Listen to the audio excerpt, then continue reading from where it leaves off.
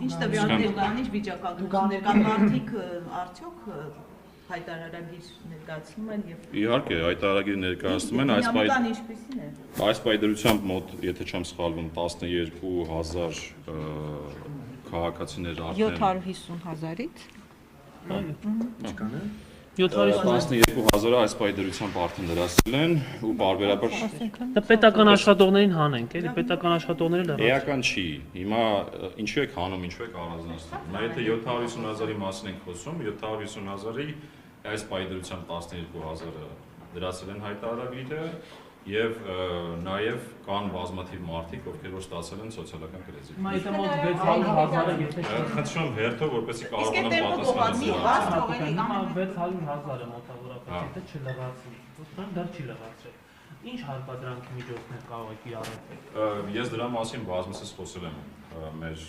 հանրային քննարկումների ժամանակ եւ ասուլիսի ժամանակ եւ հարցազրույցների ժամանակ Դա գործում է պարզ տուգանքի մեխանիզմ։ Բայց եթե երկու անգամ տուգանում են, երրորդ անգամ ինչ է լինում, եթե չեմ ցանում մեկ անգամ 5000 Չէ, այս պահին ուրիշ մեխանիզմ չկա, տուգանքի ուղղակի բարձրացում կգնահատվում է, ուրիշ մեխանիզմ այս պահին չկա։ Երրորդ անգամը այսինքն չեք որոշի։ Այս պահի դրությամբ կառավարության մոտեցումը նա է, որը հստակ հայտարարվել է նոյեմբերի 1, հետաձգվել է եւ այդ նոյեմբերի 1-ը ուժի մեջ է այլ քննարկում եւ այլ մոտեցում։ տնտեսական հաստամ ասում են որ պետք է